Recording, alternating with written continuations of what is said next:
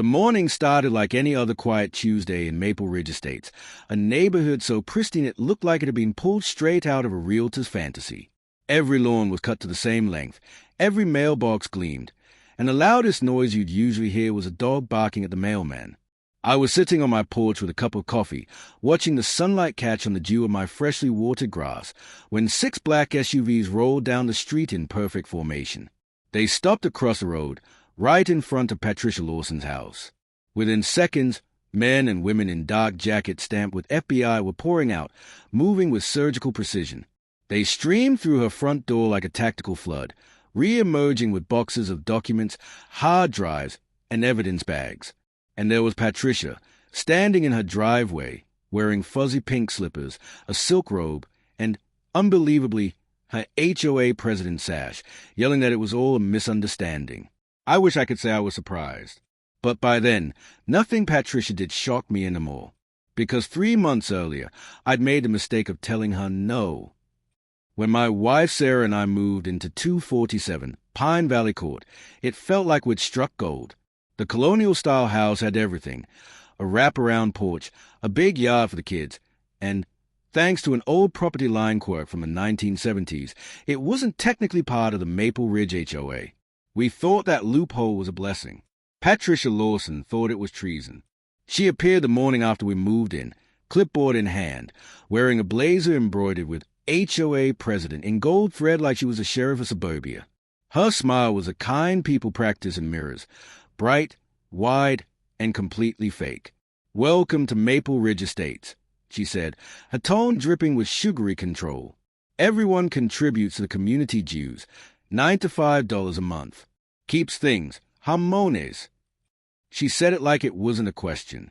"Thanks," I replied, "but since our property isn't under the HOA, we'll be skipping that." Her smile cracked, just slightly. "Oh, but neighborhood harmony depends on universal participation." "Then I guess we'll have to be the exception," I said, closing the door. That was the moment Patricia declared war. It started subtly.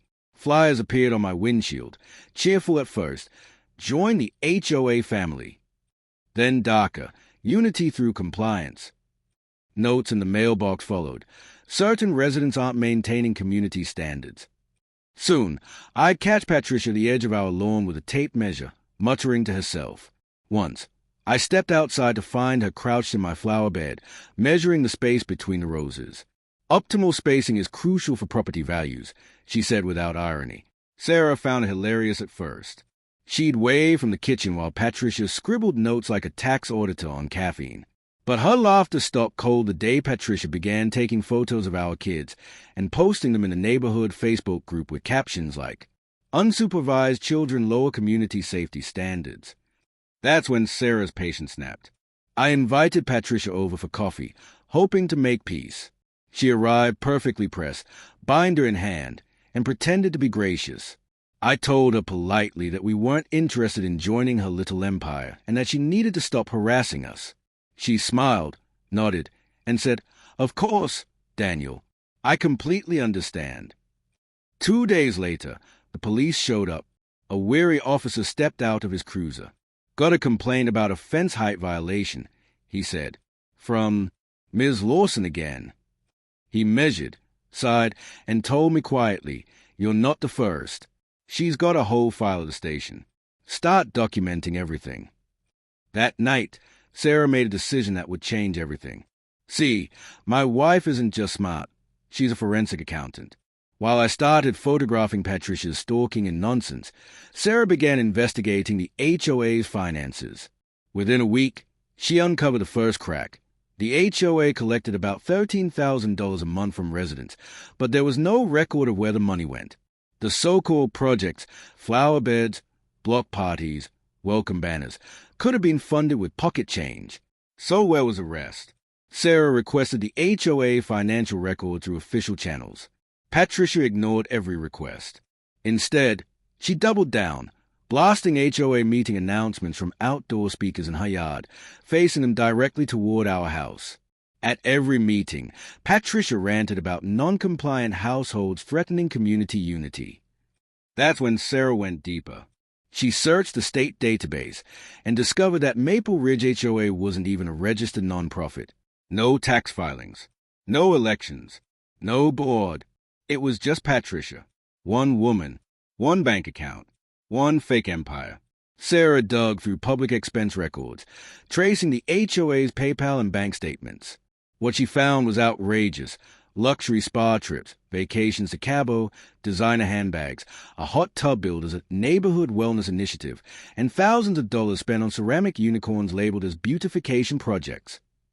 Then she found the real kicker, a $40,000 kitchen renovation listed under HOA headquarters improvements. Headquarters being Patricia's house. By the time Sarah was done, she had a 100-page report of fraud, complete with screenshots, dates, and falsified meeting notes.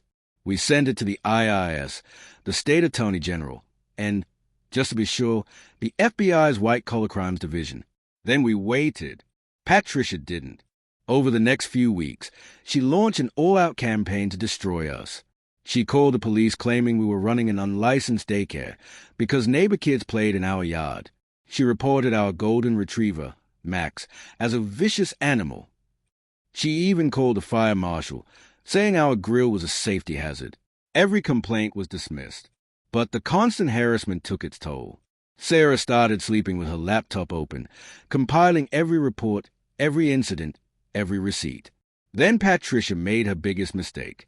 A letter arrived in every resident's mailbox announcing an HOA dues increase to $150 a month, citing new state regulations. It looked official, complete with a fake registration number and bolded threats of legal action for non-payment. That was a final straw for many residents, including one man named George Hoffman, a retired federal prosecutor. And George wasn't about to let Patricia get away with it. George Hoffman had the calm, steady voice of someone who'd seen hundreds of fraudsters try to bluff their way out of justice. When he came to our door holding Patricia's fake letter, he said simply, "Mind if we compare notes?" Sarah laid out everything. The fake filings, the missing money, the shell company, Lawson Community Services, LLC, Patricia had created to funnel HOA funds straight into her personal accounts. George took one look at Sarah's report and whistled softly. "This isn't petty," he said. "This is federal." He still had contact at the Department of Justice. One phone call later, and Maple Ridge Estates was officially on the radar. What followed was a month of silence. Patricia seemed calm, too calm. Her posts on Facebook turned almost prophetic, warning about enemies within and the importance of purging non-compliant elements. Then came that unforgettable Tuesday morning. I was sipping my coffee when the black SUVs rolled up. The FBI fanned out with practiced efficiency, storming Patricia's house like it was a movie scene. Neighbors peeked through blinds as agents carried out boxes, computers, and a suspiciously large binder labeled HOA Leadership Excellence. Patricia stood on the lawn, screeching, "This is all mistake. I am the HOA. I am Maple Ridge." But it was over. Agents found the hidden ledgers in her attic, handwritten notes tracking every embezzled cent. She'd even detailed a plan to expand to neighboring HOAs. When they cuffed her, she looked straight at me. "If you'd just paid your dues, none of this would have happened," she screamed. 3 months later, her trial began. The courtroom was packed. The prosecution's evidence was airtight: wire fraud, mail fraud, tax evasion, falsifying nonprofit records, misuse of funds. One highlight: the prosecutor displayed a photo of Patricia's $60,000 boat, bought with HOA money, named Community Pride. "Your Honor," he said dryly, "Maple Ridge Estates doesn't have a lake." Patricia tried to claim it was for lake patrols. The jury actually laughed.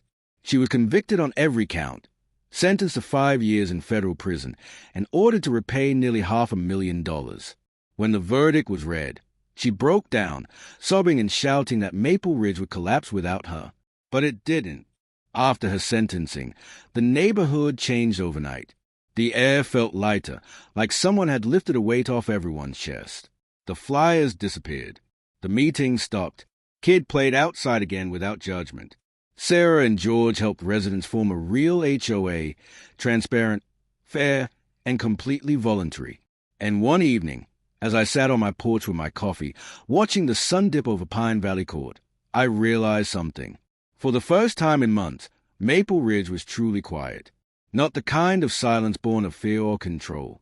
The kind that comes when the tyrant is gone and freedom finally takes its place.